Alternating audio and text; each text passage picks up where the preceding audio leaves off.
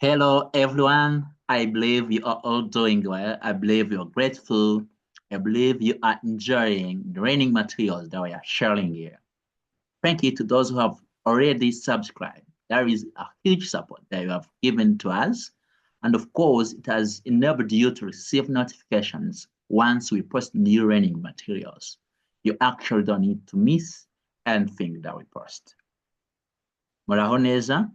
Ndizera ko mwese muri amahoro, ndizera ko muri kwishimira content turi kubahereza yo kwiga. Ndashimira buri umwe wese wamaze gukora subscribe. Ndashimira abantu bakoze subscribe kuko ni ukudufasha, bituma turushaho gukura, kandi namwe bituma mumenya ko dushyizeho content nshyashya mukeneye kwiga. Ikintu cyose dushyizeho mukabimenya kugira ngo mutagira na kimwe mubura. So today I encourage those who have not yet subscribed to do it, to support us, but also to be informed once we get a new content out. Uyu munsi nasaba nanashishikariza abatarakora subscribe kugira ngo badufashe, nabo bakore subscribe, badufashe mu rugendo rwo gukura, ariko kandi nabo bajye bamenya ko twashyizeho content nshyashya bakeneye kwiga. Today's content is very amazing. We are going to use idioms. You actually need to spice up your English speaking by using idioms. Uyu munsi ikintu tugiye kwiga kirashimishije cyane. Tugiye kwiga gukoresha inshoberamahanga mu kuvuga Icyongereza. Ukeneye kuzamura urwego rw'Icyongereza uvuga ukoresheje idioms, inshoberamahanga, kugira ngo usoundinge neza cyangwa se wumvikane neza nk'umuntu uvuga ururimi azi, nk'umuntu uzi Icyongereza. So stay tuned, because a lot more are going to unfold. Ogume ukurikira kubera ko ibyinshi byiza bikomeje kuza. Let's get started. Kadutangire.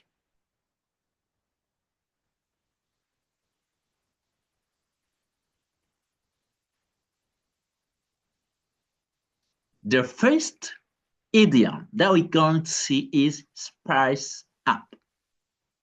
Spice up. To spice up means to make something much better by adding something to it. Like just adding, like, let's say you're cooking and you want to make your soup more, maybe sweeter. Then you add more condiments to make it much more sweeter. Aha, spice up bisobanura kugira ikintu neza kurushaho, kuzamura urwego rw'ikintu cyari kiriho wifashishije ibindi bintu runaka wongereyeho. Urugero nari mvuze nti reka tuvuge ko uri guteka isosi, ariko urashaka ko iba nziza kurushaho, urashaka kongera uburyohe bwayo, ukongeramo ibindi birungo, condiments, ibirungo, kongeramo ibindi birungo kugira ngo irusheho kuba nziza. Like spicing up something is making it much better by adding something to it. Maybe you need to spice your career up by learning these idioms. Ushobora kuba ukeneye kugira umwuga wawe neza ngo urusheho gutera imbere, wiga is idioms. Let's say you interact with many people who use English frequently, but you have not been sounding like fluent. Katuvuge ko ukora ibintu biguhuza n'abantu bavuga Icyongereza benshi kandi bakivuga buri gihe, ariko ntabwo wasoundingaga cyangwa wumvikanaga neza nk'umuntu ukizi. So your career needs these idioms for you to spice it up.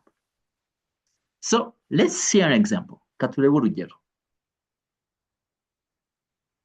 You need to spice your English speaking up by using idioms. You need to spice your English speaking up by using idioms. Ukeneye kunoza uburyo Icyongereza ukoresheje, ukeneye kunoza uburyo uvugamo Icyongereza ukoresheje kongeramo inshoberamahanga, cyangwa se ukoresheje inshoberamahanga. Yeah, I hope you can construct your own example and type it in the comment section. Ndizera ko nawe ushobora gukora urugero ukoresheje ijambo spice up, ukaryandika aho hepfo gutanga ibitekerezo muri comment.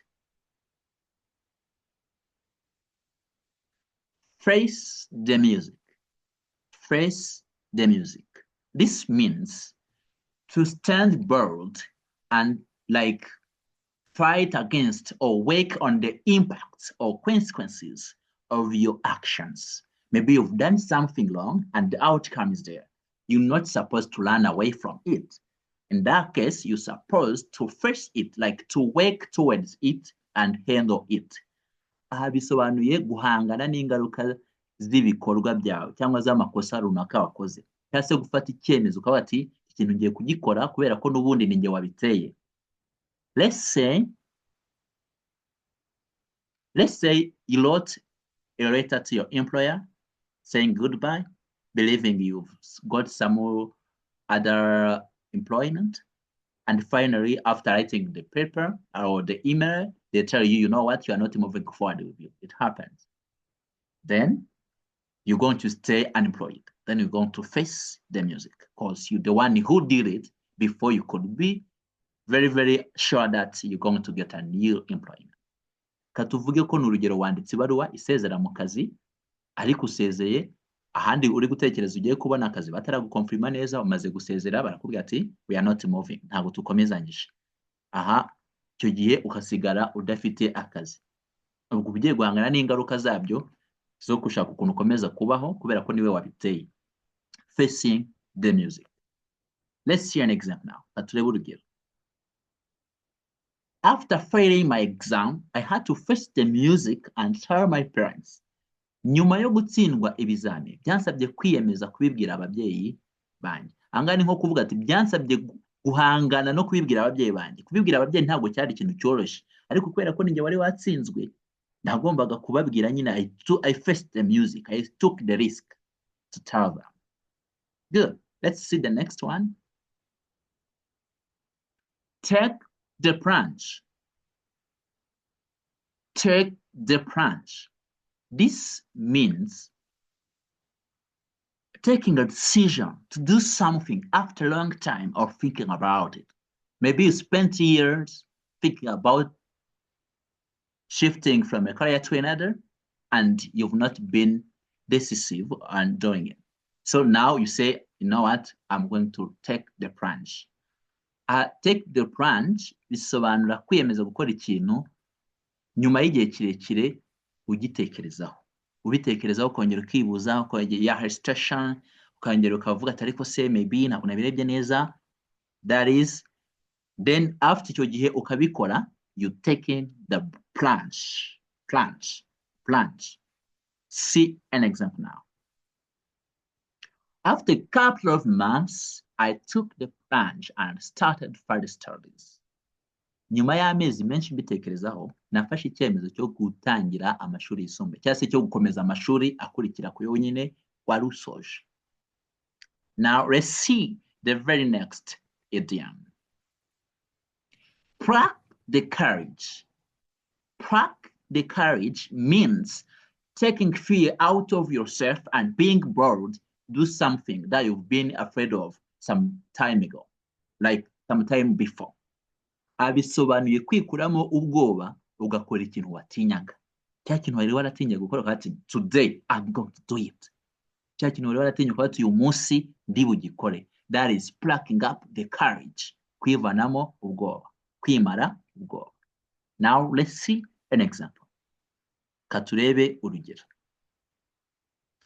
In the end, I plucked up the courage and asked for a permission. Amaherezo nikuyemo ubwoba nsaba uruhushya. Maybe you have a very hard manager and seeking a permission from the person is really hard.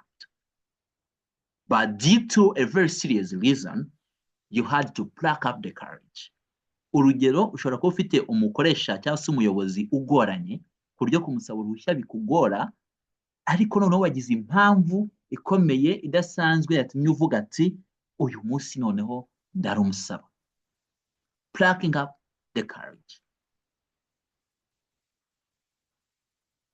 Here is another example. Risk your neck. I mean another idiom. Risk your neck. Indi Inshoberamahanga ni risk your neck. This means doing something like sacrificing yourself to save someone or to achieve something very important. To risk your neck bisobanura gukora ikintu gishobora kukugiraho ingaruka, mbese kwitanga kugira ngo urengere umuntu cyangwa se ugere ku kindi kintu cy'umumaro, ariko mostly kugira ngo urengere umuntu. Now let's see an example. Katurebe urugero. He risked his neck to save my life. Yitangiye ubuzima bwawe. Let's say someone have been spending on you over 2 years when you are broke, and they are doing it selflessly. That means they are risking their neck because they have some other projects they could be running. But thanks to the love they have towards you, they are just risking their neck. Kadufate nk'urugero, umuntu yagiye akwitangira amaze nk'igihe agira cyakumenyera nk'imyaka 2 wenda udafite akazi ushomye, nk'umuntu akakumenya mu gihe cy'imyaka 2. Uwo muntu yaba yakwitangiye kubera ko abafite indi mishinga itandukanye yakabaye yakoze atakoze, ahubwo akagira ikintu akumenyera. That would be risking their neck towards you. Kuko aba ari kukwitangira. Now we are done with today's idioms. And I call everyone to stay tuned because a lot more are going to unfold. And of course, remember to use comment section to suggest us any new skill that you would like to learn. Again, use comment section to use these idioms, constructing other examples on your own to make sure you capture the skill. Aha niho dusoreje inshoberamahanga z'uyu munsi, ariko nakwibutsa gukoresha comment kugira ngo tubwire ikindi kintu waba ukeneye kwigira kuri YouTube channel, kandi nanone ukoreshe comment kugira ngo ugerageze gutanga ingero ukoresheje izi nshoberamahanga nshyashya twize. Ikindi, niba utarakora subscribe wayikora, niba ufite undi muntu wabisharinga bikamufasha, wabisangiza bikamufasha, wibuke kubimuhereza. Abantu benshi bakeneye kwiga, they need to spice their skills up, so share with them. I just say recommend this content to your friends. Remember to subscribe if you haven't yet. That would be highly appreciated. Stay tuned. More content is going to be out soon.